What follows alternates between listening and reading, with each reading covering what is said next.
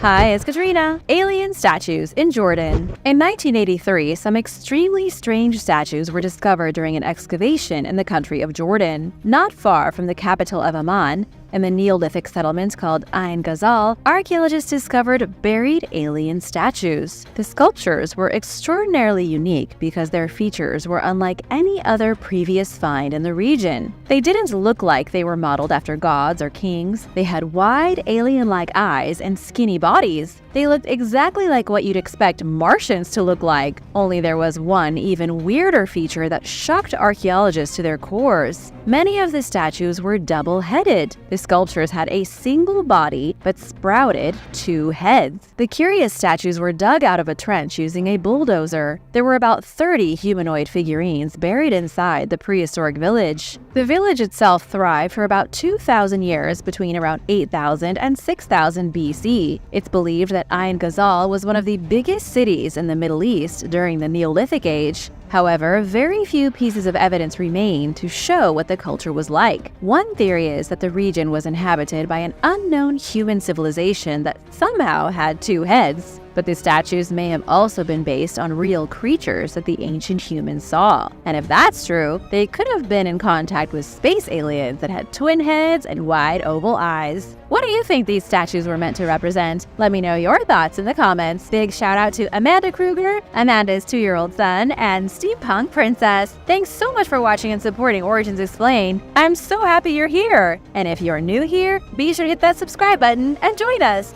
Super acoustics. On the small Mediterranean island of Malta, there is one of the best preserved prehistoric sites in the world. It's called the Hal Saflieni Hypogeum, and it's a subterranean necropolis. Archaeological investigations show it was built around 4000 BC, when the islanders of Malta suddenly became obsessed with the ritualization of life and death. This was one of the first great underground crypts built by human hands. It's a vast network of subterranean corridors carved through the limestone of the island. Over the centuries, the islanders continued to expand the hypogeum. They built bigger temples, dug deeper passages, and filled the chambers with corpses. Then, for about 1,500 years, the hypogeum was used as a grand necropolis, the likes of which was never seen again. But by 2500 BC, it was completely abandoned. Unfortunately, much of it was destroyed in the 1800s with the rise of industrialization. It's been pieced back together, but much of the original structure was ruined. However, deep within the corridors is a place called the Oracle Room. It's an oblong chamber where experts believe most of the death rituals took place. It also appears to have been fashioned using extremely sophisticated technology. The properties of the Oracle Room border on the supernatural. A team of scientists recently investigated the sound qualities of the room. They discovered that whoever built this place did so in a way that utilized acoustics to alter human consciousness. By tuning the human voice to a particular frequency, scientists were able to create an effect not unlike that of being high on hallucinogenic drugs. Sounds echo within the chamber for nearly 10 seconds, allowing those present to physically feel the noise in their bodies. Being exposed to a voice within the chamber for long enough creates a sensation of relaxation.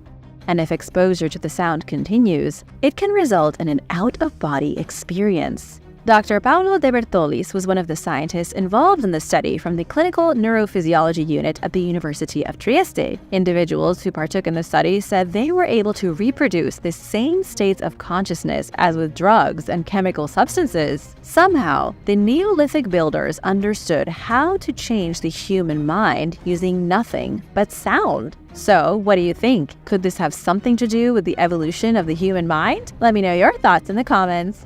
The fake emperor. For 300 years, historians and archaeologists believed Emperor Sponsian was nothing but a myth. But in 1713, a small stash of strange gold coins was discovered in Transylvania. The coins proved a mystery to archaeologists. They'd never heard of Emperor Sponsian, whose face was stamped on the gold coins. And as the years went by, the coins were dismissed as fake. It was assumed that somebody forged the coins to trick researchers. Now that 3 3 centuries have passed, though, scientists from the University of Glasgow have changed the history of the coins. Modern technology has proved that not only are they real, but that Emperor Sponsian was a living, breathing historical figure. Professor Paul Pearson, the man who led the recent investigation into the coins, says it all started during lockdown in 2020. Paul wanted to write about the viral pandemic of 248 AD, which helped lead to the collapse of the Roman Empire. The pandemic that struck Rome led to an economic decline, widespread famine, political instability, and war. It was while Paul conducted research for his story that he came across the coins from Transylvania. He was surprised to learn that every scientist who looked at them declared them fakes. Apparently, every specialist since 1860 claimed that the gold Sponsian coins weren't real. The issue with the coins has always been that they look fake. They don't match the high standard of quality seen with most gold coins minted in Rome 2,000 years ago. Nonetheless, Paul's team was able to confirm the coins as being minted in the 3rd century AD. The team also determined that they were likely minted in the province of Dacia by jewelers rather than official Roman coin makers. Sponsian wasn't the legitimate ruler of the Roman Empire. Paul and his colleagues believe Sponsian was a local military officer in the Roman province of Dacia during the plague. When the province was cut off from the rest of Rome, Sponsian proclaimed himself emperor to maintain civil order. Then the flow of money from Rome stopped abruptly, so Sponsian had coins minted locally with his face on them. He was almost definitely a real person who had control of his own corner of the empire, but nothing else is known about him. Today, only 4 coins exist with his face on them, and that means the coins that everyone thought were fake for 300 years are now some of the most valuable Roman coins in the world. Any coin collectors out there? Let me know in the comments. The Forgotten Expeditions. Contrary to popular belief, Christopher Columbus didn't prove that the Earth is round. Educated folk in the Middle Ages already knew the Earth was spherical. Christopher Columbus never once worried that his ships would fall off the edge of the sea and float off into the vacuum of space. Columbus figured he'd go around the world until he got to Asia, but the one thing he hadn't accounted for was the massive continent in the middle of the ocean between Europe and Asia. He thought he landed in India, but he really landed in North America. What the history books don't teach us is that Columbus wasn't the first to stumble upon North America. Leif Erikson and his Viking comrades reached North America 500 years earlier than Columbus, around 1000 AD.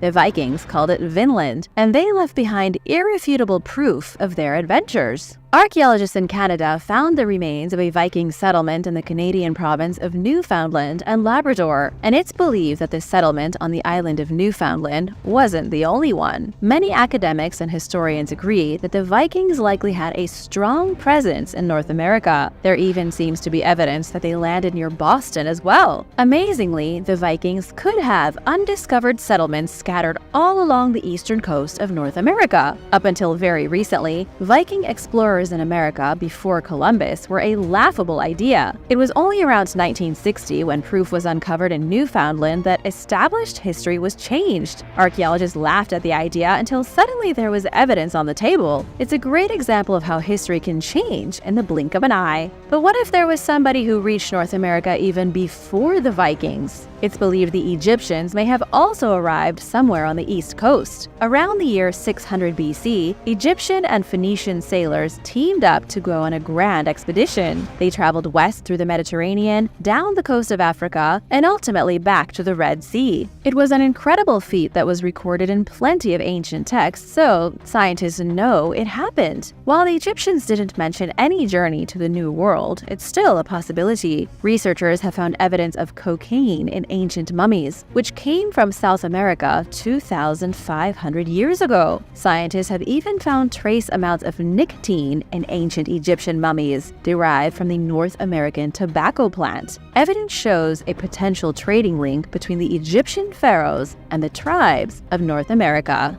Rethinking humanity. A shocking discovery in a remote part of Indonesia has scholars contemplating the history of humanity. In 2014, archaeologist Maxime Albert announced the discovery of what might be the oldest cave paintings in the world. The works of art are located within a deep, dark, and strangely mystical cave. The cave is situated in the jungle of Sulawesi, one of Indonesia's most populated islands. It's a place where the monkeys still live in the trees, where the sound sounds of civilization give way to the chirping of insects and the calls of birds. Within the cavern, Albert and his colleagues dated strange wall paintings at 35,400 years old. If the date is correct, the pictures are the oldest examples of figurative art on the planet. The artwork here is significantly older than the most ancient examples in France and Spain. But who were these first artists? That's the big question that has scientists re-evaluating the history of humanity. The agreed-upon fact by most scientists is that Homo sapiens evolved in Africa around 200,000 years ago.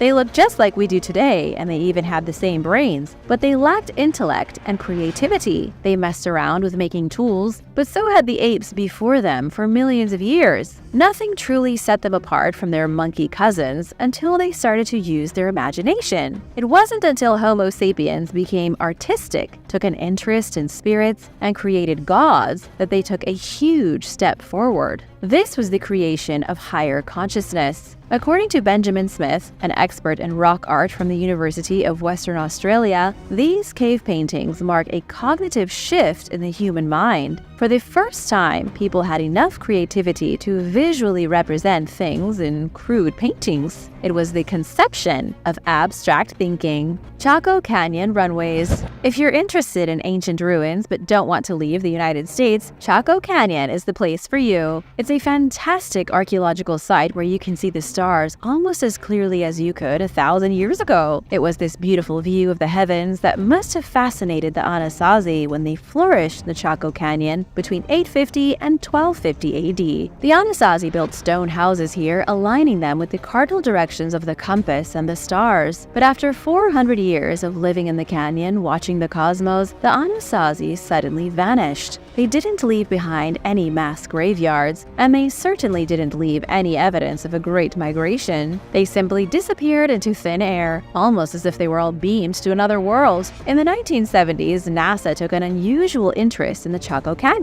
Using multispectral scanning technology, NASA scientists discovered sophisticated roadways used by the Anasazi. Invisible to the naked eye but detectable using advanced machines, these roadways were huge. They were built almost like airport runways spread all throughout the canyon. But why would an ancient civilization like the Anasazi need access to roads that were big enough to land jumbo jets on? It's doubtful that the Anasazi had developed space travel. They built their homes from stone and mud, so they weren't exactly messing with hyperdrive technology. But there are many who think they may have built the runways for somebody else. It could be that the Anasazi built huge roads where intergalactic visitors were able to land their spaceships. It's a crazy idea, but it could explain how the Anasazi vanished without a trace, especially if you love science fiction. The Ping-Yan giant footprint.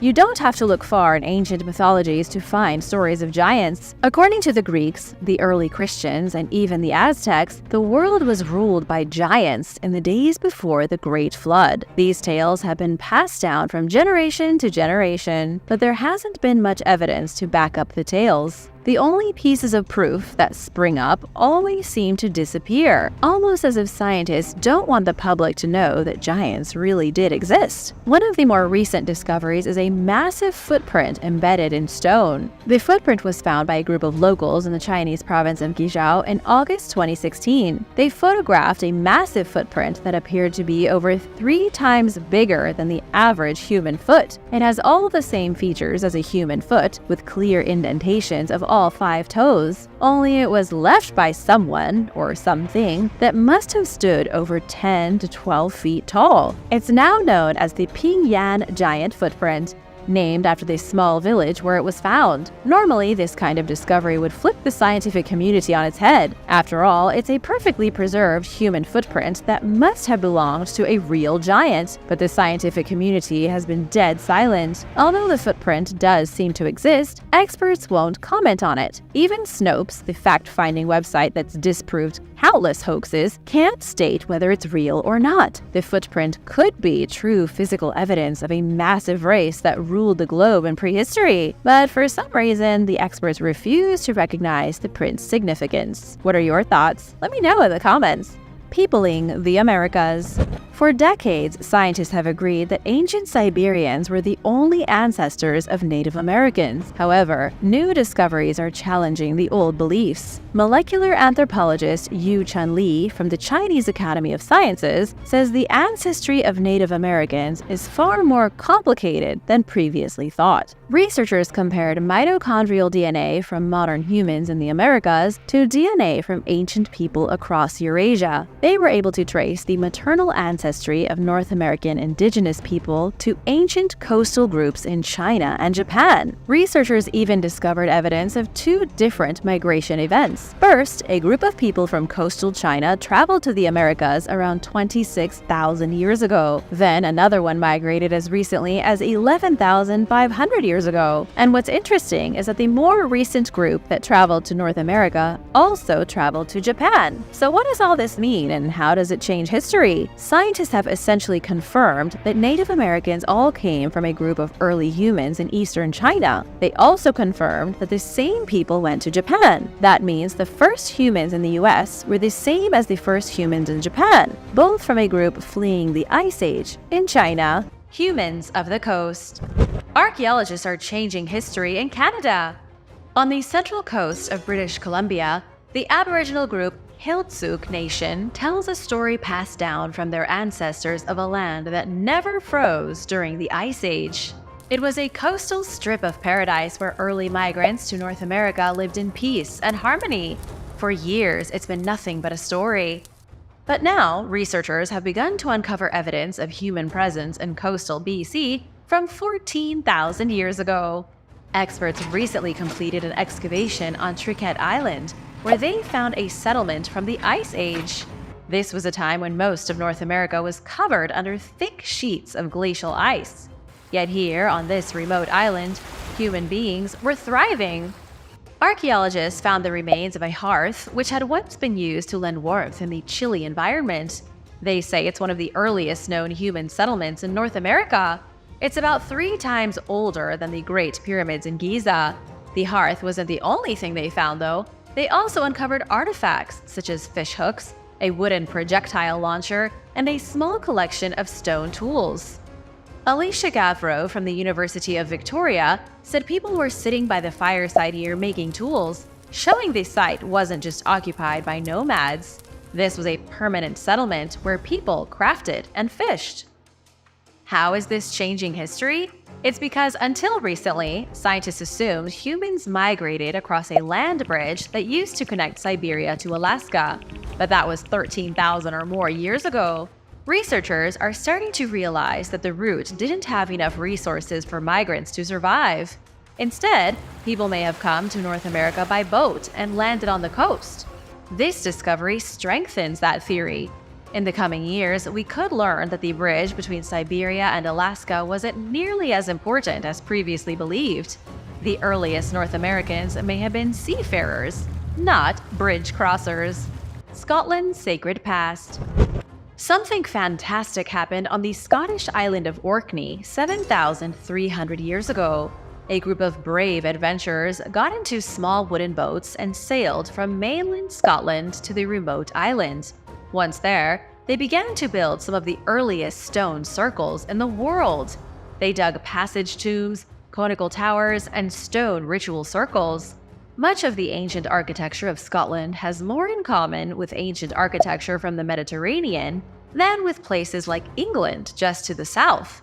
When early Scandinavian settlers also found their way to Orkney, they were curious about the strange people who lived there.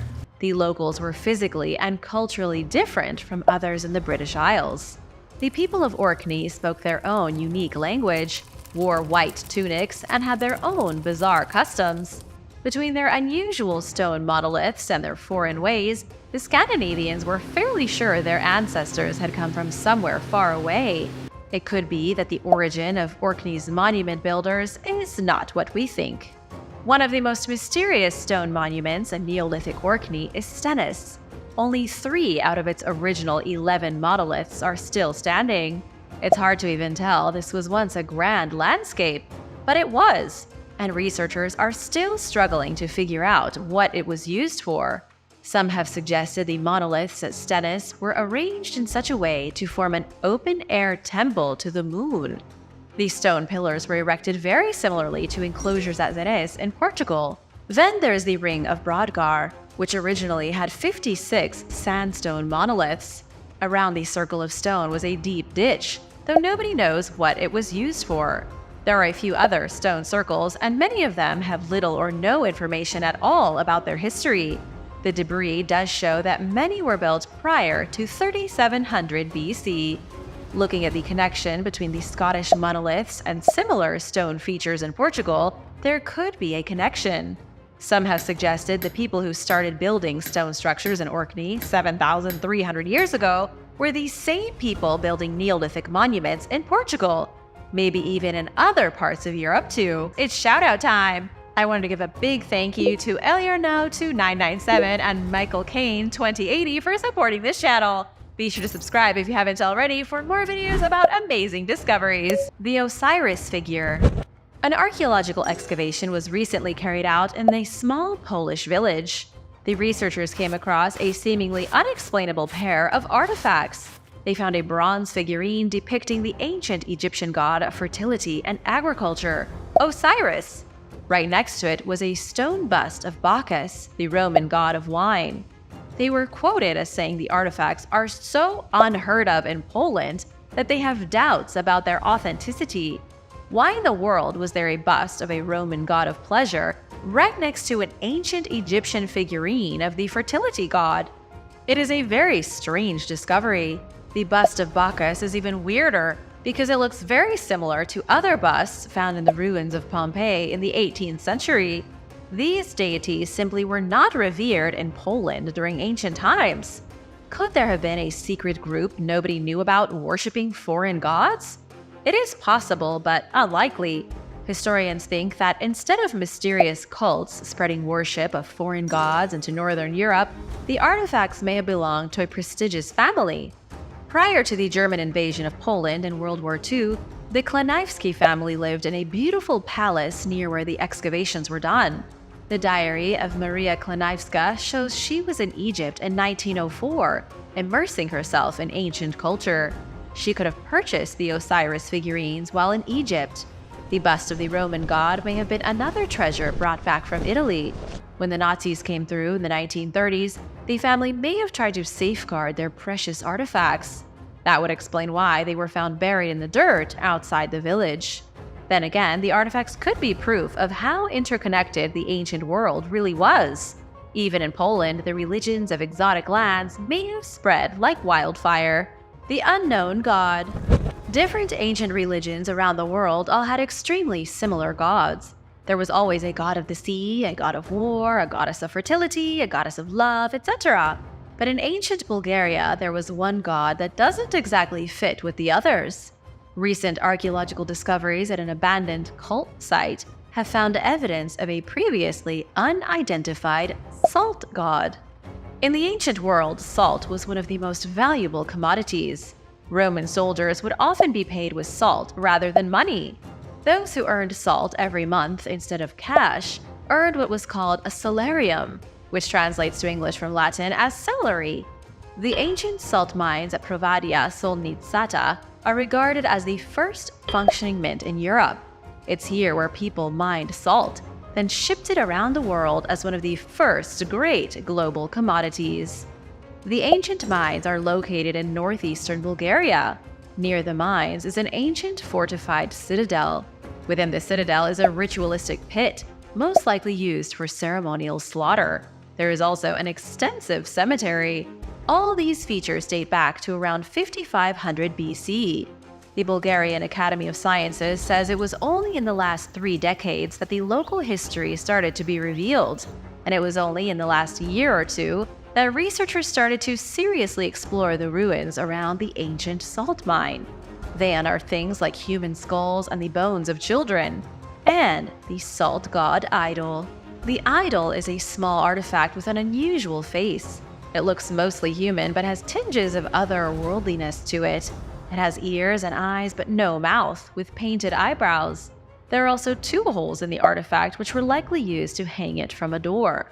Scientists think this is the salt god, a nameless deity worshipped by those who toiled in the salt mines. The discovery is amazing because it goes to show just how much we still don't know about ancient history. Just when you think all the gods are out in the open, there are new cults and new deities to be uncovered. The pyramid documents. Pierre Tellet made an amazing discovery about a decade ago. He followed notes written in the 19th century by an English traveler. The notes sent him to a limestone cliff with over 24 caves, undisturbed and hidden from view in a remote part of the Egyptian desert. The caves are far from any modern city, way out in the middle of nowhere. Pierre first started excavating the caves in 2011. He soon realized they had served as some kind of storage depot. 4,600 years ago, the Egyptians were using the honeycomb system of caves as storage lockers, mostly for keeping things like boat parts and other construction materials. But in 2013, Pierre found something totally unexpected. He came across rolls of papyrus written in hieroglyphics. It soon became one of the biggest discoveries in Egyptology. These are the oldest known papyri anywhere on the planet. The ancient scrolls were written by men who built the Great Pyramid of Khufu. The very same men who stacked blocks to make the pyramid wrote these papyri. The discovery changed history in a major way. Finally, there was written evidence of the legendary builders. Among the ancient scripts was a journal of a man named Merer. He wrote everything his crew did for the day. It's boring stuff, but extremely insightful. Merer wrote about how his workers delivered goods and picked up materials. They filled their boats with stone and transported the stone to the pyramids as they were under construction. The papyrus should dismiss any notions about extraterrestrial assistance in building the pyramids. These words give a snapshot of the ancients going about their work to build the monument. They were paid laborers. They got the stone from a quarry and transported it by boat to the pyramid. It really was, if the text is to be believed, that easy. Ancient cross in the Andes. At the Miraflores archaeological site on Peru's central coast, experts discovered a temple complex almost 4,000 years old. Within the complex, they identified what might be the oldest cross in South America carved in stone. The complex is located about 60 miles from Lima, surrounded on all sides by vast farmland. Most of it is buried under tons of rock. The temple compound, although ruined and buried, is still enormous. It covers 70 hectares of land, dotted with broken pyramid structures and shattered plazas. Archaeologists led by Dr. Peter Van Dalen Luna from the National University of San Marcos believe these structures were built during Peru's formative period. That was between 1800 and 900 BC. If it wasn't the largest temple complex on the coast, it was definitely one of them. Researchers say they have found plenty of signs of ritual activity. But the most exciting discovery of all was the cross. During excavations of a seemingly ordinary adobe wall, archaeologists came across a frieze. Upon the frieze is a carving of an Andean cross, also called a chacana. This is a wildly mysterious symbol that's been found across most Andean societies. The cross was carved or painted in structures all over Peru.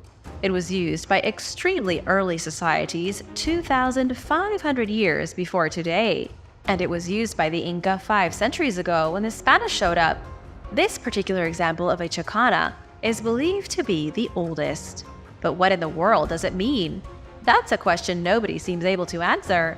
The chacana was as important to the ancient people of Peru as the cross is to Christians of the world.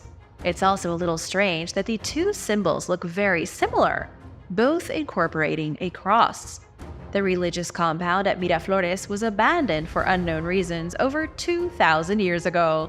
Even so, the symbol spread across the lands and was adopted by just about every single culture in the Andes. The voyage of Abu Bakr II. In the year 1324, Mansa Musa was the ruler of the Mali Empire in Africa.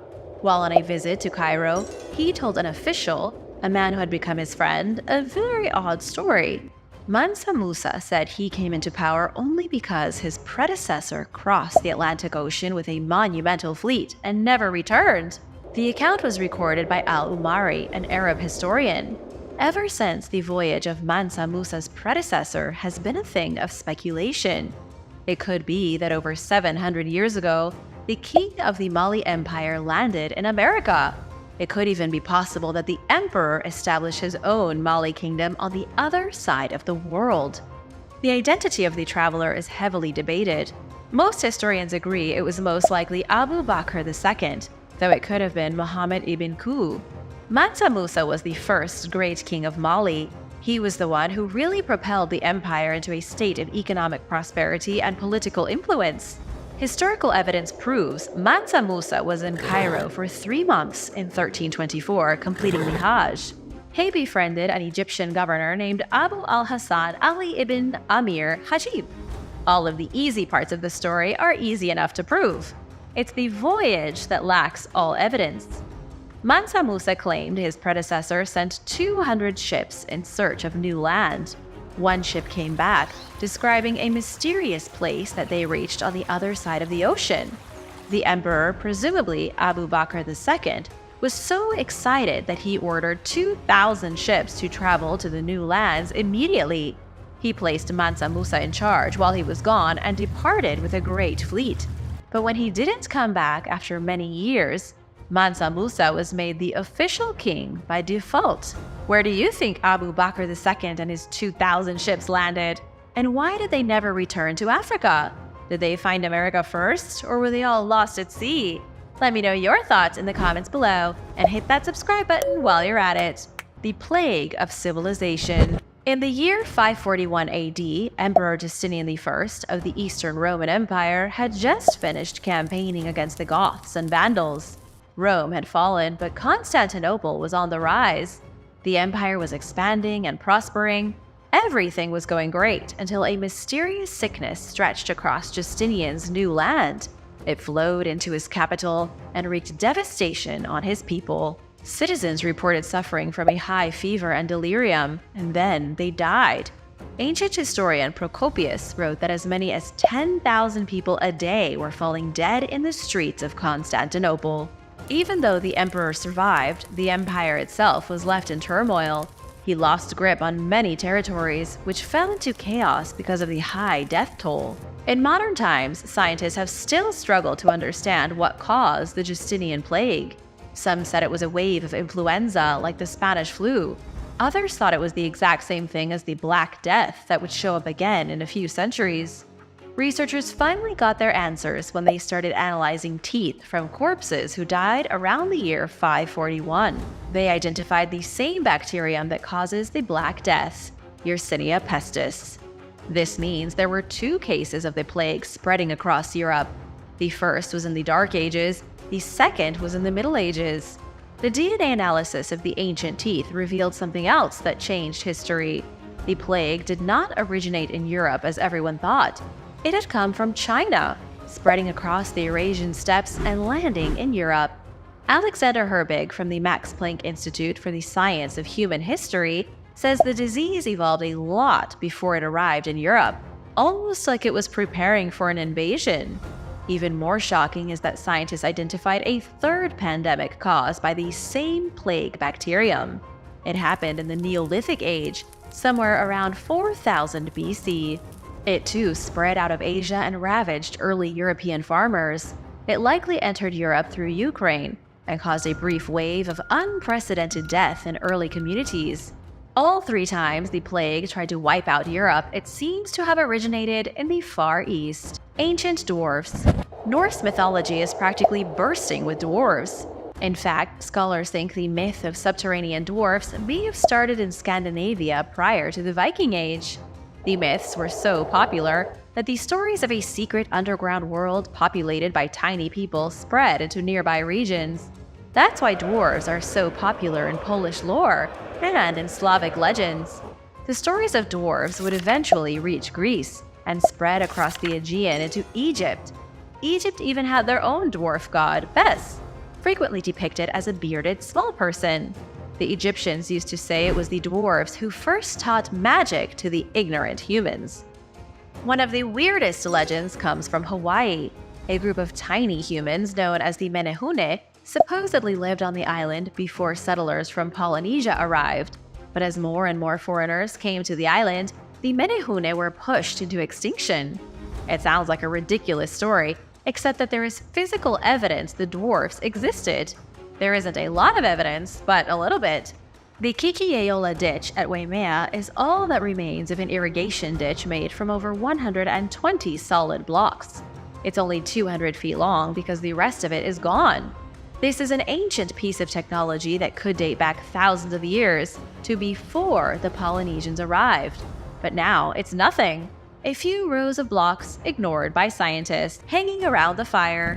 In Spain, archaeologists discovered evidence of ancient human ancestors sitting around the fire 250,000 years ago. It wasn't the oldest fire ever used.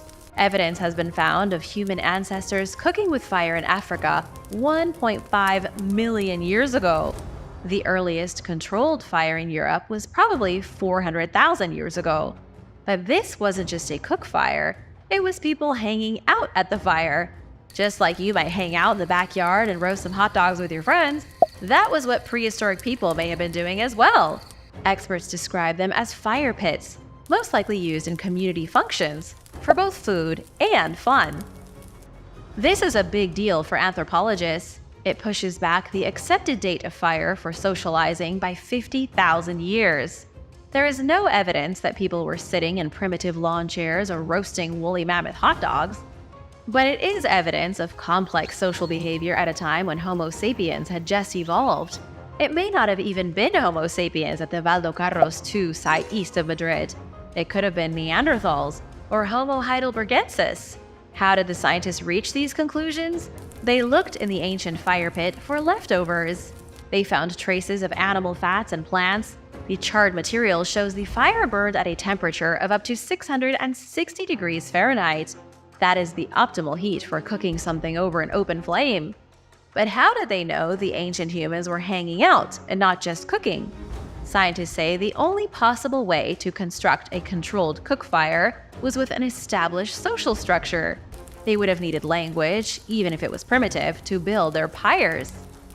What this suggests is bigger than anything.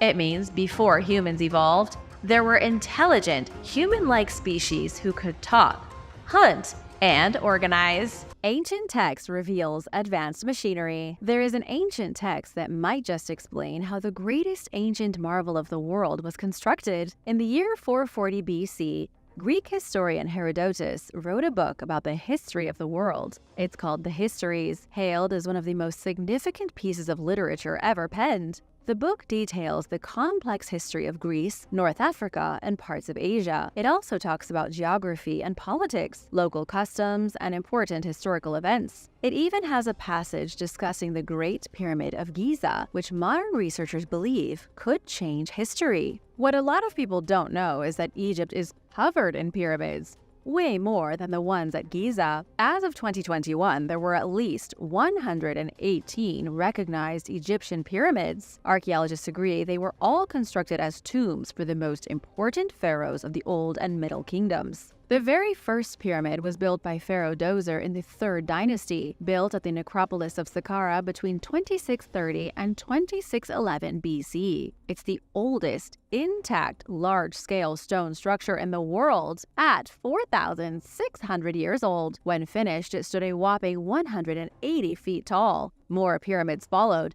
and then the biggest of them all, the Great Pyramid of Giza, nearly 1,000 years later.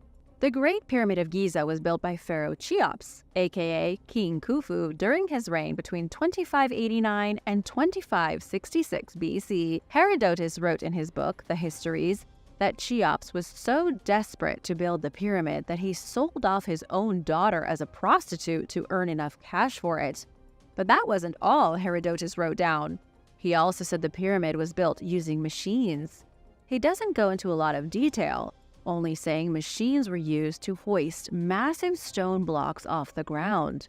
One machine raised the blocks to a higher level, where they were then picked up by other machines and raised even higher. He describes a series of machines used to lift the blocks into position. Could he have been talking about simple rope and pulley systems? Or did Herodotus know that the Egyptians had access to advanced technology? Was he even telling the truth? We would need more documentation to verify his accounts, which are difficult to come by. Atlantis discovered. For years, researchers have been going about the search for the mythical city of Atlantis all wrong. They were reading ancient texts and looking at archaeological clues when they should have been on Google Earth. In 2011, footage appeared from Google Earth showing the outline of an ancient settlement in the ocean off the coast of the Azores in Portugal. The image showed a square shape underwater with straight lines inside of it. It looked like the ruins of an ancient city, yet archaeologists didn't say a word about it. Millions of people watched the videos explaining the particulars of the bizarre underwater structures. But there was never an official investigation. Many believe that world governments are ignoring the fact that Atlantis could be sitting right off the coast of Portugal in plain view. More recently, UFO enthusiast Blake Cousins discovered that the Azores Islands are sitting on a giant landmass underneath the ocean. The Azores Islands are in fact the peaks of mountains that are way beneath the sea, part of a much larger piece of land that has been submerged for many years. Blake used Google Earth to measure the sunken landmass, which he found to be 413 miles wide. Blake said that's about the same size that Plato described Atlantis as being. The area of the Azores Islands also matches perfectly with where Plato described Atlantis' location. Could the ruins of Atlantis be here? Some say it's a real possibility, while others are calling it wishful thinking. Some have suggested Atlantis wasn't even in Europe, but was on the continent of Antarctica before it froze. The legend of Atlantis continues, but maybe it's in the Azores. It's shout-out time! I want to give a big thank you to Queen of 3790 and Jibya1 for supporting this channel. Thank you so much! Be sure to subscribe if you haven't already to join the Origins Explained family. The Tucson Artifacts. In the 1920s, a group of artifacts were found in Arizona that should have changed history, but didn't. However, the discovery created quite a stir. In total, 30 relics were found sticking out of the gravel in Tucson by a man named Charles Manier. Charles found the first artifact near an abandoned lime kiln in September 1924. It was a seemingly ordinary cross engraved with Latin letters. It could have come from anywhere, but it looked old enough that, out of curiosity, Charles contacted Latin professor Dr. Frank Fowler at the University of Arizona. The professor, with help from faculty at the university, went to the site and looked for more artifacts. This was a process that was extremely well documented at the time. There are photographs in the archives, and even the New York Times printed an article about the artifacts. They ended up finding 30 pieces by March of 1930 within the same gravel pit. Many were found up to 5 feet deep. There were more crosses covered in Latin script, along with a few swords and spear points. The Latin was easy enough to translate, but the translations didn't make any sense to the researchers. The script told a story about the conquering of an ancient Toltec city named Rhoda. There were also details of an earthquake, which scientists know occurred in 895 AD. The crosses discovered a civil war that resulted in the deaths of 3,000 warriors. The crosses were talking about things that happened in an area ruled by the Toltec people. Only the details were written in a language known only by Europeans. The artifacts are very likely proof that Europeans arrived in North America 700 years before Christopher Columbus, specifically a group of Romans. The artifacts were considered so shocking that most experts dismiss them as fake, yet that's never been irrefutably proven. Many still believe the strange artifacts were made by a contingency of Roman explorers lost in America. The Piri Reis Map. When you start to see all these strange discoveries proving that history isn't what's written in the textbooks, the world really starts to get interesting. The more of these discoveries you look at, the harder it is to believe that everything is the way archaeologists say it is. For example, take a look at the Piri Reis Map made in the year 1513. The map was drawn centuries before Antarctica was discovered. Despite this, the map includes a fairly accurate depiction of Antarctica without any ice on it. Hundreds of years before Antarctica was officially found, somebody drew a map of it. It's yet more proof that things are not the way they seem. Just like how 700 years before Europeans arrived in North America, Romans were already there. It doesn't make sense if you go by the history books, but what?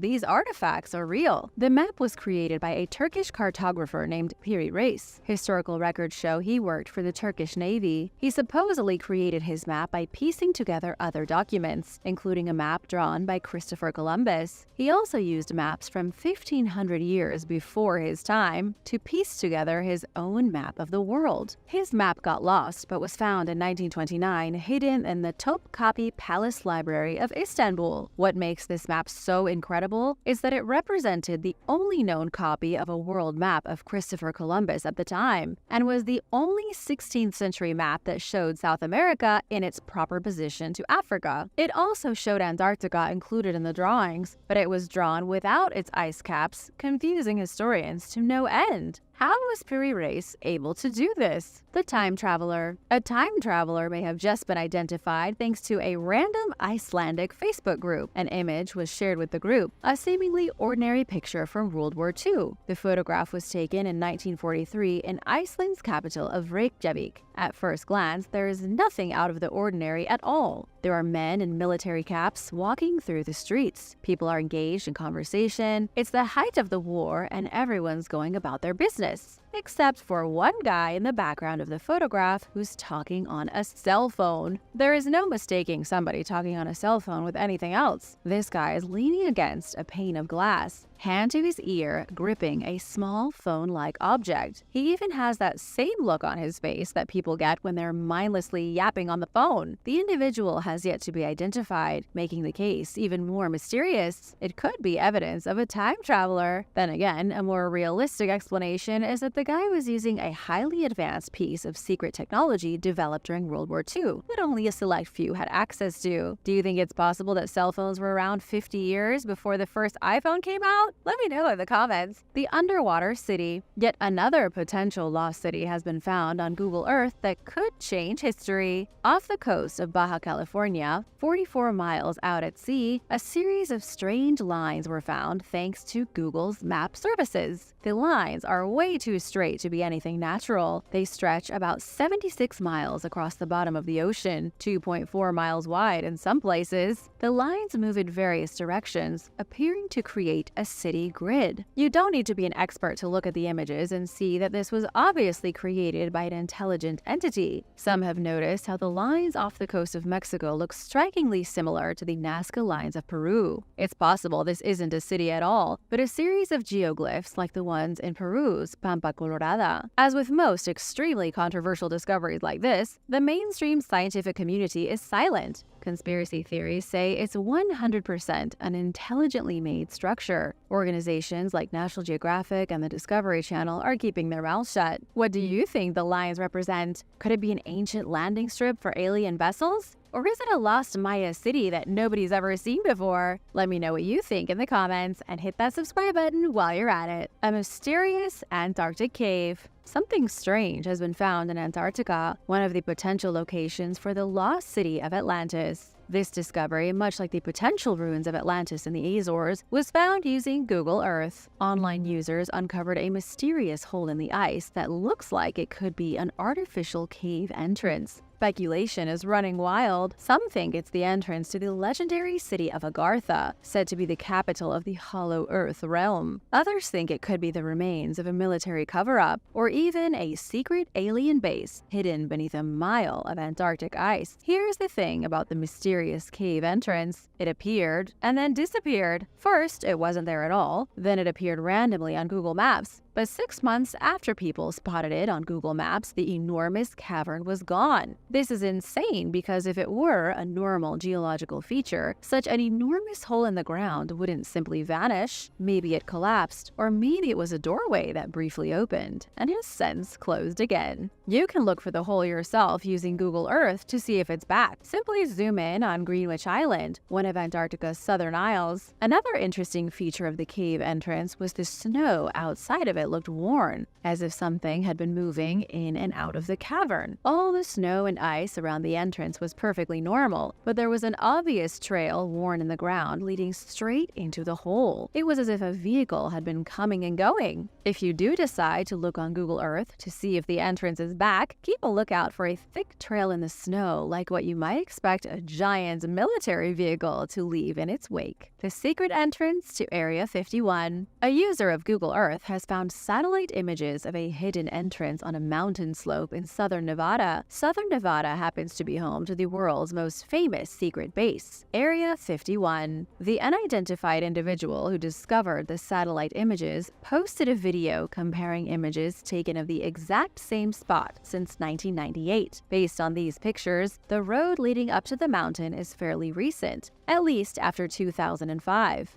There are two small parking lots in the foothills near the entrance. The rough trail of dirt appears to lead to a mysterious tunnel carved into the mountainside. Even stranger is that there is a path leading up a hill to a dead end, a completely empty patch of nowhere. It might not be that weird if not for the fact that cars can be seen parked in the empty patch of dirt. The people who parked those vehicles must have gone somewhere, but there's no obvious place they could have gone. The conspiracy right now is that this random entrance is a secret way into Area 51. Nobody knows for sure, especially since the whole place is off limits under the administration of the Edwards Air Force Base. But the new parking lot and the strange tunnels do suggest something fishy is going on in the southern Nevada desert. The crab claw. NASA's Perseverance rover recently spotted some strange rock formations on the red planet. Ever since the robot arrived on Mars in February 2021, it's been hunting for proof of alien life. It hasn't officially found any remnants of life on Mars yet, but it's hard at work trying to change history. The rover is currently stationed in the Jezero crater, where it captured these bizarre images in August 2023. The robot took a photograph of what looks like a fossilized crab claw and something that might be a shark fin. Even though Mars is now a barren and dry landscape, scientists believe it had a liquid ocean several billion years ago. There hasn't been any evidence found yet that the ocean was abundant with seafood, but it's certainly a possibility. Scientists say these rocks aren't really the remnants of animals. They say the giant crab claw is just a coincidence. NASA scientists say it looks like a crab claw, but is nothing but an ordinary rock. This isn't the first time that something strange has been photographed, then immediately dismissed by NASA. Another recent photograph taken on the Martian surface was of a doorway, though NASA dismissed it as a shadow. They took an image of a giant floating spoon, which was later dismissed as a weird rock with a weird shadow. NASA frequently photographs strange things on Mars and then says they're rocks and shadows. Do you think it's possible that Mars was covered in an ocean brimming with life and strange sea creatures? Could the crab rock really be a crab fossil? Let me know your thoughts in the comments.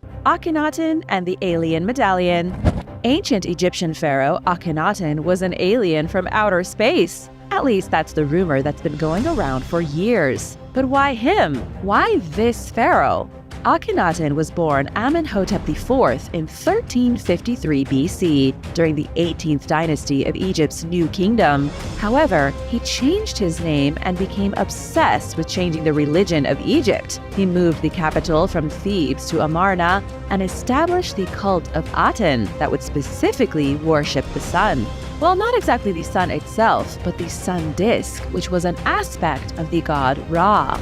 Ra was to be the one and only god, and from one day to the next, every Egyptian was to give up all the ancient gods and worship only one. He disrupted thousands of years of Egyptian tradition, and everyone hated him. He caused much civil unrest, although his beautiful wife Nefertiti stuck by him, as was her duty. But he was, in the eyes of his own people, a heretic, and probably a madman.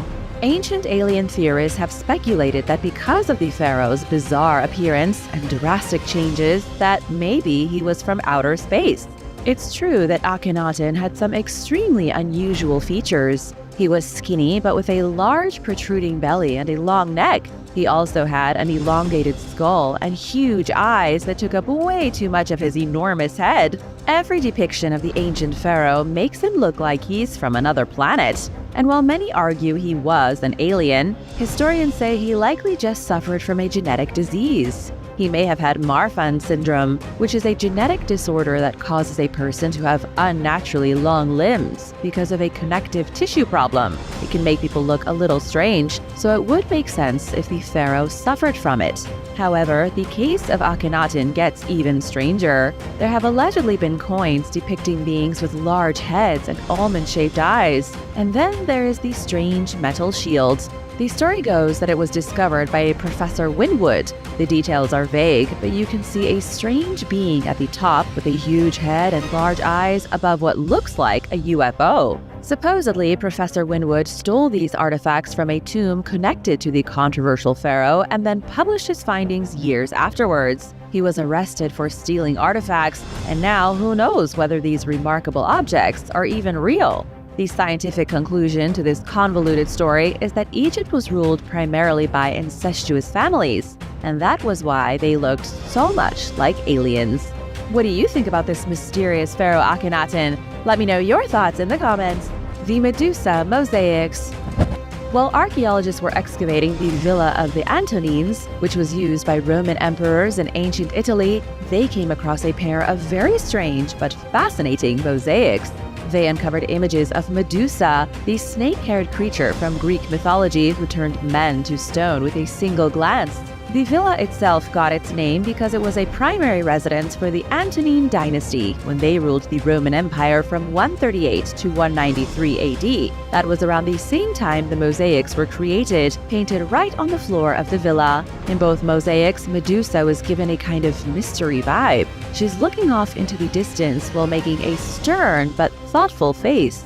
The ancient pieces of artwork are fascinating on their own, but to make things even more interesting, archaeologists aren't sure what the room was even used for. Associate Professor Deborah Arya-Montri says it must have been quite impressive to enter this space. It was a massive 69 feet in diameter and had twin mosaics of Medusa. It was also decorated floor to ceiling in vibrant artwork. Unfortunately, we don't know what kind of artwork there was because most of the decorations were removed in the 18th century. Still, it would have been like walking into a glittering art exhibit. As for Medusa, she was a wildly famous figure in the days of the Roman Empire. Medusa heads were particularly popular as decorative features. They were painted in people's homes, and families even had statues of Medusa heads. She was all the rage back then. It makes sense that powerful emperors in the 2nd century AD had mosaics of her commissioned for their lavish estate. The Villa of the Antonines was positively massive. The villa was so big that it had its own amphitheater, where Emperor Commodus practiced his gladiator skills, fighting wild beasts. Big shout out to Sergeant Capes and Mike Martinez. Thanks so much for watching and letting us be a part of your day. If you are new here, be sure to subscribe and join the family. Ancient amputations. Scientists recently unearthed an impressively preserved skeleton in a cave in Borneo from 30,000 years ago. The thing that immediately stood out to researchers was that the skeleton was the missing part of its leg. Upon closer inspection, they learned the prehistoric man had the lower part of his leg cut off as part of a surgery. This was a careful amputation, planned and performed with precision. The patient then went on to survive many years with their wounds fully healing. They didn't grow their leg back, but they appear to have healed as if they had access to modern medicine. The discovery of this ancient amputee has really shocked the archaeological community. Nobody ever thought Stone Age humans living in a cave would understand how to properly care for a severed limb. People barely understood how to take care of amputees during the American Civil War. It wasn't until the 1840s that modern scientists discovered bacteria, anesthesia, and all that they needed to properly remove a damaged limb and care for the wound. But as we can see by looking at the skeleton in Borneo, we're not as bright as we thought. Stone Age people also learned how to be professional surgeons. They didn't have the same technology, but they may have had the same understanding of infection. Scientists can say with certainty that the lower portion of the leg was removed using careful surgical motions. The bone is cut clean, something that can only be done with meticulous sawing. Otherwise, there would be a ragged pattern to show the violent hacking of a swift chop. Whoever did it also chose a position where there weren't any major blood vessels. This seems to suggest it wasn't the surgeon's first operation. There's also no evidence that the bone became infected, so they must have had the proper herbs to clean and maintain the wound. The conclusion here is that Stone Age humans were a lot smarter than we give them credit for. It also seems they understood the concept of infection, which paints these ancient humans in a completely new light. Are you impressed? I was. The Capuchin Crypt. The Capuchin Crypt is one of the creepiest places in Europe. The crypt itself is very small, consisting of a few tiny chapels underneath the Church of Santa Maria della Concezione dei Cappuccini in Rome. The crypt contains the disturbing skeletal remains of 3,700 people. The bodies are believed to belong to Capuchin friars that were buried by the religious order centuries ago. However, the display was never meant to be a horror show like it's treated today. The friars wanted the display of bones to be a silent reminder of mortality and the swift passage from life into the afterlife. Whatever the original intent was, the crypt is now a tourist attraction. People call it the Bone Church of Rome because it's decorated with thousands of human bones. There are bones dangling from the ceiling, tacked to the walls, and placed everywhere as pieces of decor. There are even mummified arms strewn about the chapel. It was only in 2012 that the city finally added a museum to explain the morbidity. The museum explains all about the Order of Friars Minor Capuchin, which was established in the early 16th century as a group of reformists. They devoted themselves to solitude and penance and grew to be a very powerful order in the Catholic Church. They built their bone ossuary between 1626 and 1631. And at the time, nobody thought putting skulls on the wall was gross or goth. In 1631, when the friars moved in from their old monastery, they bought 300 carts of dead bodies. You heard that right. They literally purchased 300 entire cartloads of corpses. They then got to work arranging them in the burial crypt, which was blanketed in soil brought all the way from Jerusalem. Then, whenever a friar died, they were buried in the holy soil without a coffin, and they typically spent about 30 years decomposing. Then, when the patch of soil was too crowded, the oldest friar would be exhumed and their bones would be arranged on the walls. The Capuchins would pray every single night in the Bone Chapel. In total, this place contains the bones of about 4,000 dead friars, all of whom perished between 1528 and 1870. Have you ever been here, or would you like to go? Let me know in the comments. The Egyptian Buddha.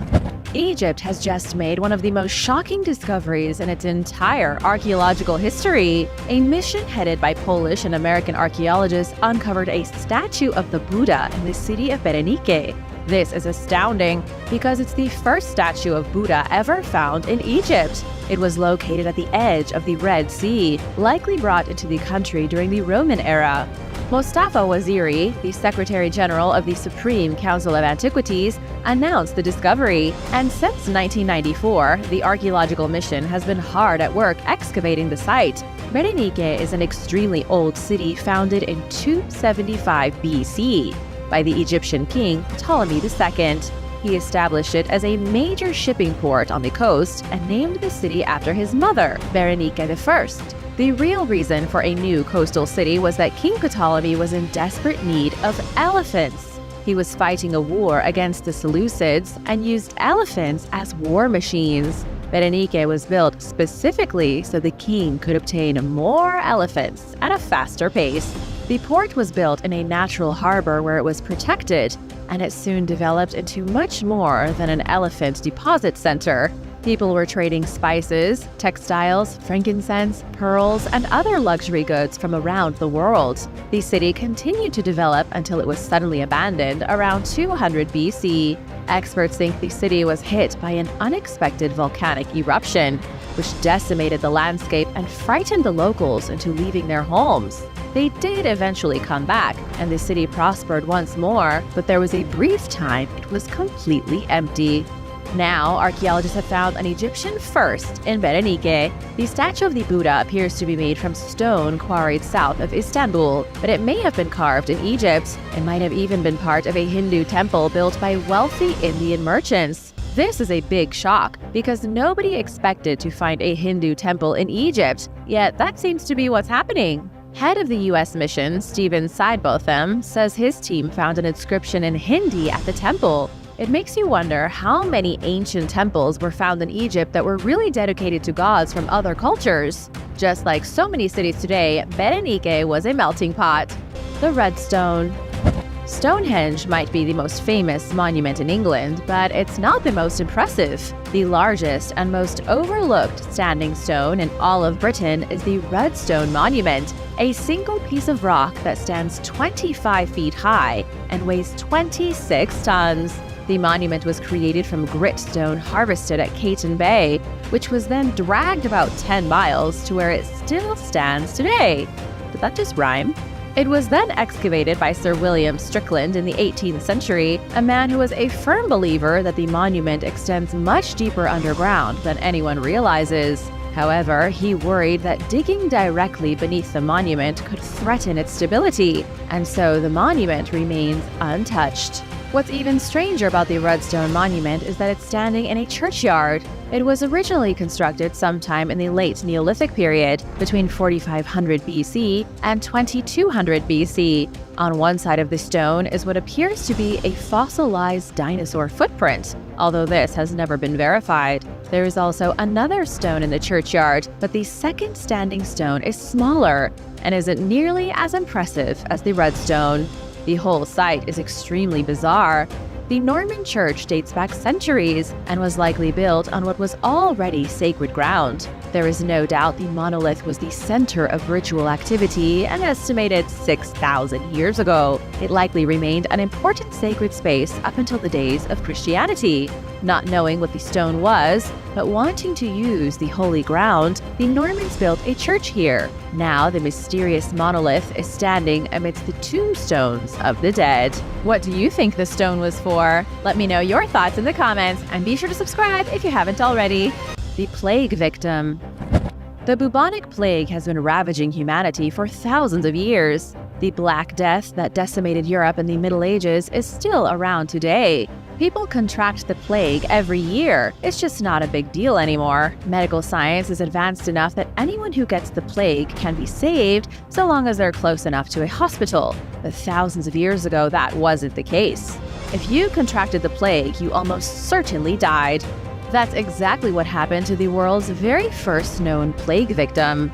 A team of Latvian and German researchers recently identified the oldest known strain of the plague bacteria, Yersinia pestis. They found it in the body of a hunter-gatherer who lived in Latvia 5,000 years ago. This has been a huge discovery. The presence of the ancient plague strain shows the bacteria emerged thousands of years earlier than scientists previously thought it did. The individual infected with the plague was a man between 20 and 30 years old when he died. He was likely bitten by a rodent carrying the disease. His skull was excavated long ago in the 1800s, but then it disappeared from record. However, it was located once more in 2011 in the private collection of anthropologist Rudolf Virchow. Only recently were scientists able to properly study the remains. The team tested teeth and bones, then sequenced the genomes and identified bacterial and viral pathogens. They were absolutely shocked to see that this random person died from the bubonic plague. Finding a victim like this is like a needle in a haystack. Now they think the strain of Y. pestis may have come from a lineage that emerged 7,000 years ago. They appear to have identified a much older strain of plague that couldn't initially be transmitted to humans from fleas. There was some kind of evolution that happened, which allowed the plague to jump from animals to people. And this is just more evidence of how quickly a disease can manifest and devastate humanity. The sunken figurehead.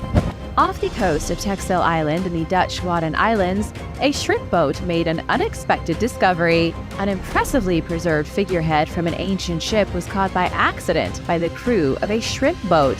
They found an ultra-rare figurehead in mint condition, adorned in a headdress known as a Phrygian cap. something that was once synonymous with emancipation, liberty, and independence. It's believed the figurehead was from a 17th century warship that sank during the 80 Years' War between the Dutch and the Spanish, taking place from 1568 to 1648 AD. The crew of the shrimp boat didn't know much about archaeology, so they posted photographs of their find on Twitter with hopes of learning more. This caught the attention of archaeologists who stepped in to investigate.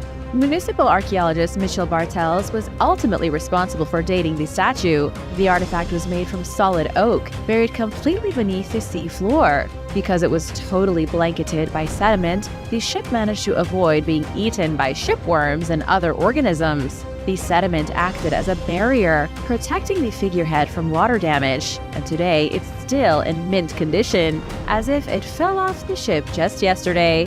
While we don't know much about the shipwreck it came from, we do know about the figurehead itself. The history of its hat goes back to the Roman Empire. The Phrygians were a group defeated and enslaved by the Romans. Slaves were typically shaved bald so that they were easily identifiable. When a Phrygian was released from their bondage, they would wear a cap to hide their baldness. This became known as the Phrygian cap, and it was used as a symbol of freedom and independence during European colonialism. The Phrygian cap was also used in ancient Persia 500 years before the Roman Empire, but it was the Romans who made it famous. During the French and American Revolutions, the cap was used as a symbol of freedom and meant you had aligned yourself to the cause of independence and liberty. Medieval gaming pieces. During recent preparation for housing development in Bedfordshire, England, archaeologists made a shocking discovery. Excavations had to be conducted by Cotswold Archaeology before any real construction work could be done. And amazingly, the team of excavators found the timber frames of a medieval building, a couple of enclosures, and a gaming piece made from a cattle mandible.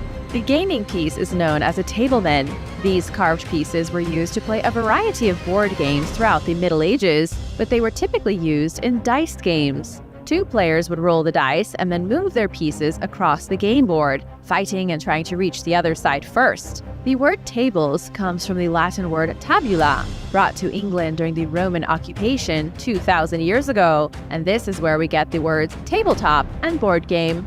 According to the excavation team, they don't know exactly what game the piece was part of, since they didn't find any surviving board, but it may have been part of the game tabula. Tabula was a lot like modern backgammon, and likely came from the even older game Ludus Duodecim Scriptorium, or the game of 12 markings. This was a game where each player was given 15 pieces and 3 cubic dice. It was a primitive version of backgammon that became common in the 11th century AD. Any backgammon players out there? Let me know in the comments. Protection from zombies. Belgian archaeologists in Turkey were excavating the ancient city of Sagalassos when they uncovered the tomb of a mysterious person from the 2nd century. This was during the Roman age when Sagalassos was a Roman city. The tomb wouldn't have been that mysterious if it weren't for the 24 bricks that sealed it shut and the additional layer of plaster. The tomb was encased in such a way to keep the dead inside forever, but anybody on the outside could have easily smashed through the layers of bricks. Researchers also found over 36 bent nails sprinkled along the edges of the tomb.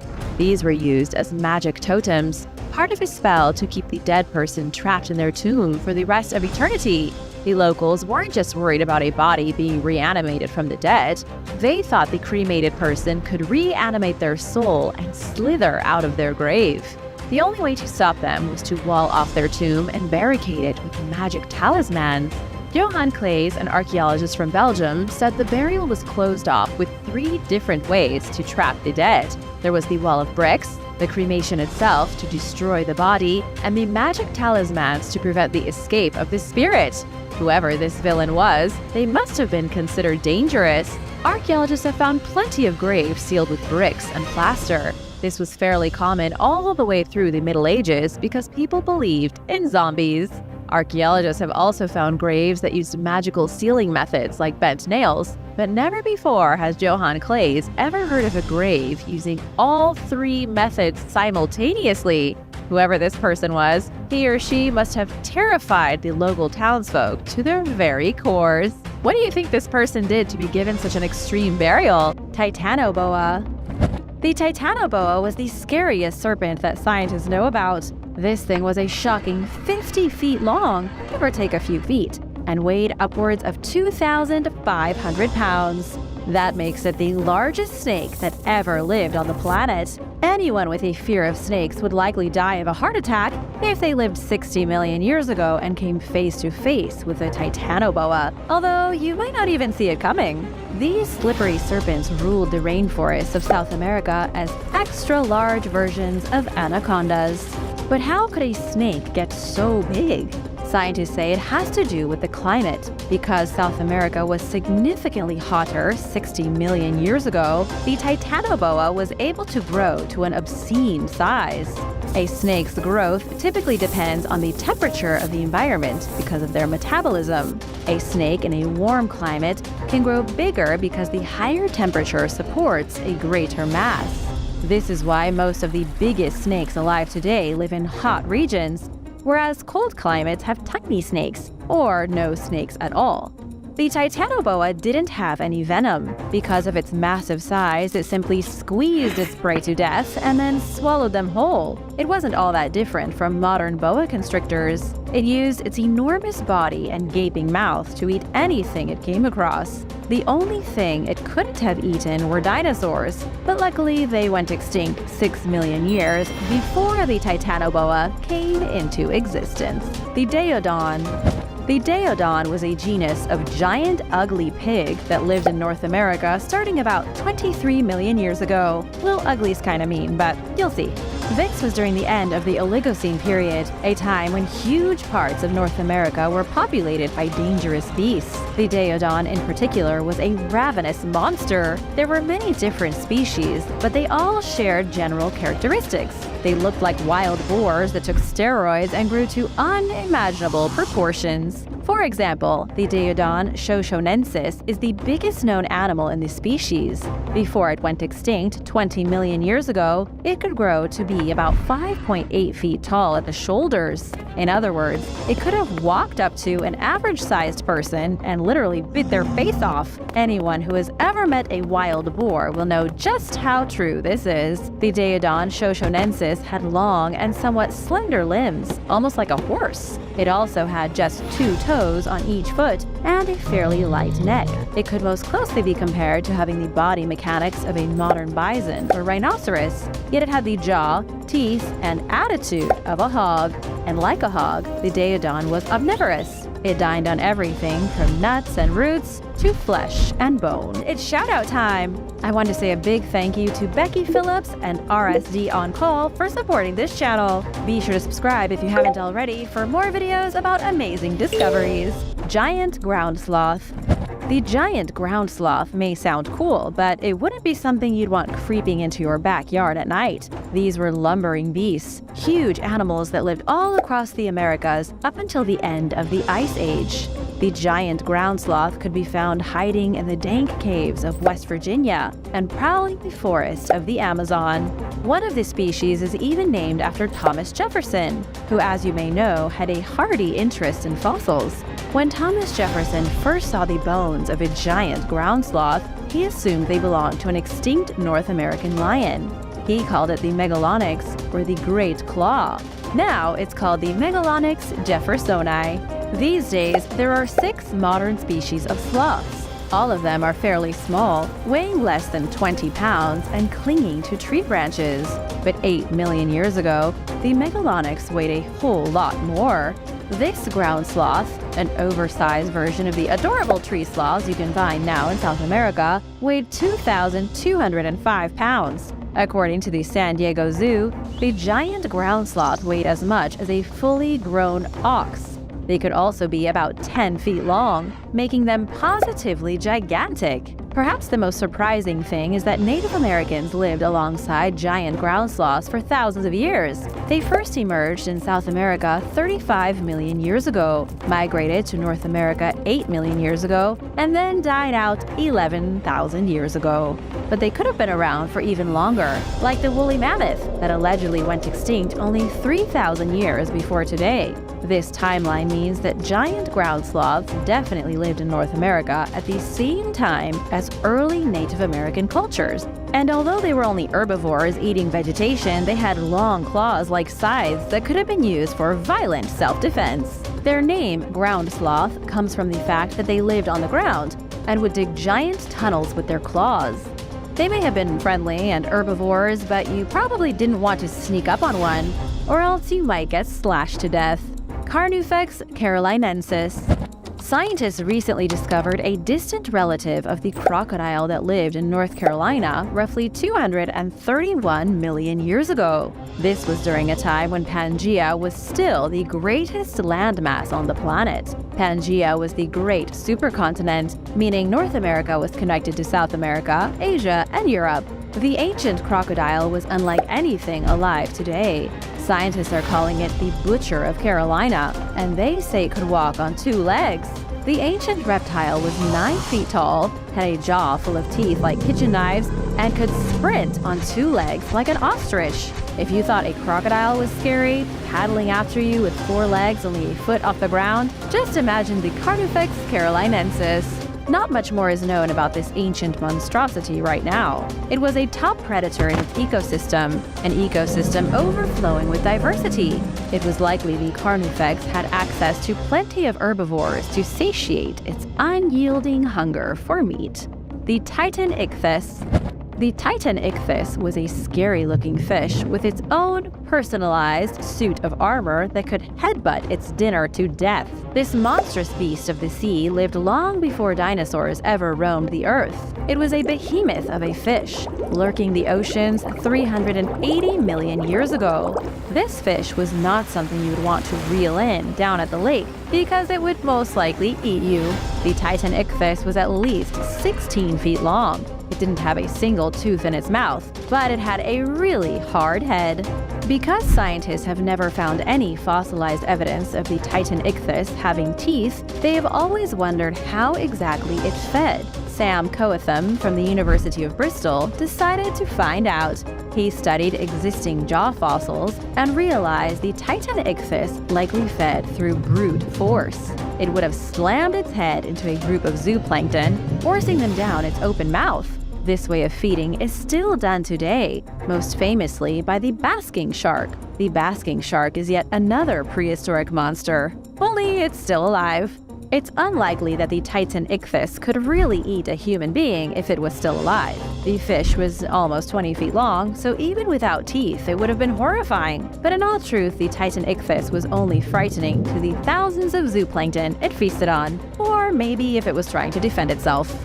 After all, it probably had to headbutt sharks so that it didn't become their Paleoparadoxia. In the 1950s, a very strange fossil was put on display at a local hall in Fukushima, Japan. Everyone assumed the fossil belonged to a dinosaur. However, scientists from the National Museum of Nature and Science in Tokyo recently took a new look at the fossil and realized it belongs to a different extinct creature. The ancient bone was once part of a hippo-like animal that lived 16 million years ago. This was a bizarre creature very similar to the modern hippopotamus, but a little more aquatic. This beast loved to play in the water. It dined on aquatic plants, and it was very big. It could grow to at least 6.5 feet in length. The new animal is part of the extinct genus Paleoparadoxia. These aquatic mammals lived in the Pacific coastal region for about 10 million years, ranging from Japan to Alaska and even to Baja California. Even for such a monumental creature, weighing an estimated 3.5 tons, all they ate was grass. The sea hippo dined on seaweed and seagrasses, chewing the plants with its huge teeth. In case you didn't know, hippopotamuses are believed to be responsible for more human deaths in Africa than any other animal. Now, just imagine what this seafaring hippo relative could do if unleashed on society.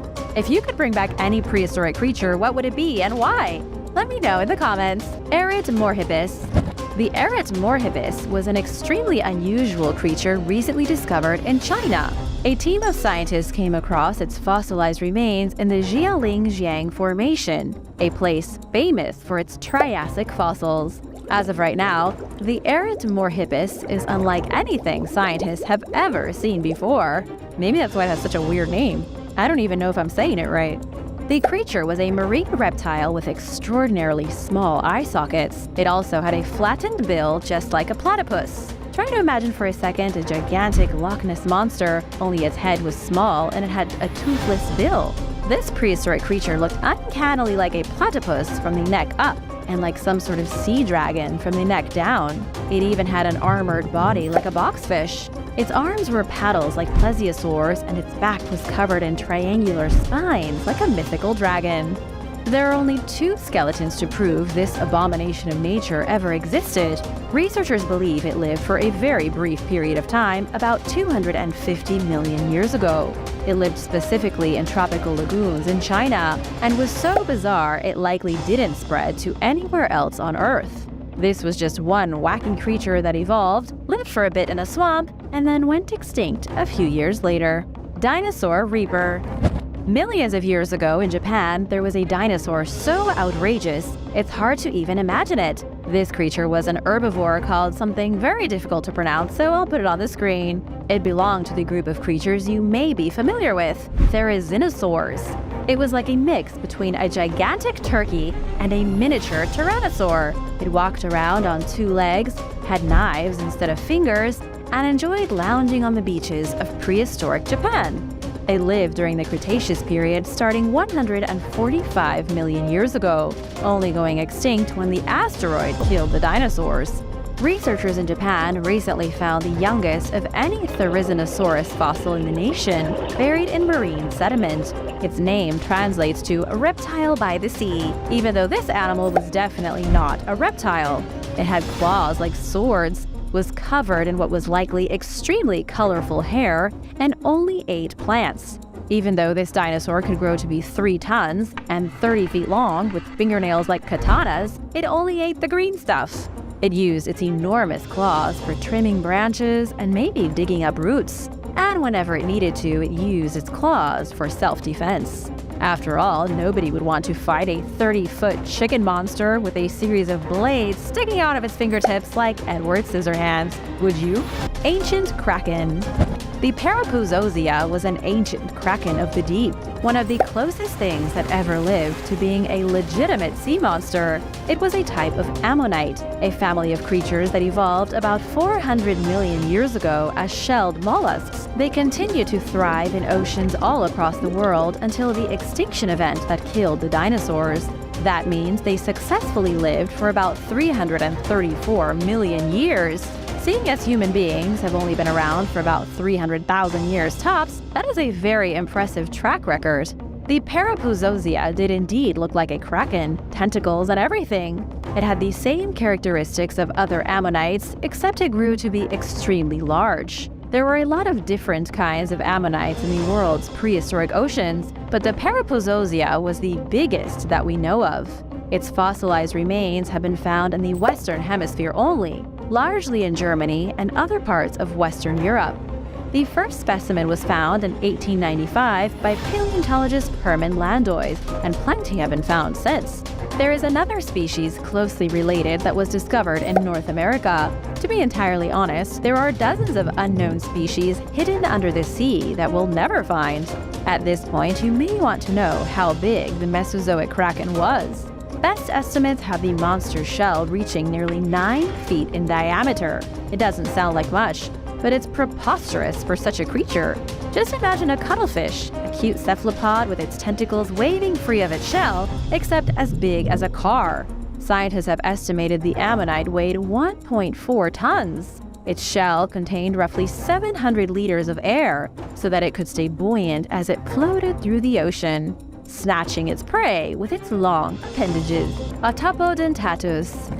The Atopodentatus was one of the strangest reptiles to ever hatch out of an egg. It had an extremely unusual face that some might consider ugly. Its upper jaw was split in the middle like a snake's forked tongue. On each side of the massive gap in its jaw was a row of small teeth. Yet despite its bizarre toothy mouth, the Atopodentatus didn't feast on other animals. It was likely too weak and couldn't bite much with its jaws.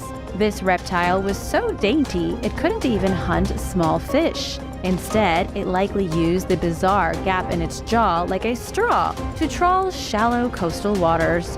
This was one unusual creature that, if it were alive today, wouldn't be a threat to humanity. It was about 10 feet long, and although huge and nightmarish to look at, was likely completely harmless. Based on fossils discovered in China, the marine reptile lived 245 million years ago. It was found along with the fossils of far more murderous marine reptiles and sea urchins and isopods. Even though it wasn't the most ferocious, it was one of the weirdest marine animals of the Triassic. Thanks for watching! Which of these long extinct monsters would you want to meet in the wild? Let me know in the comments below. Be sure to subscribe if you haven't already, and I'll see you next time. Bye!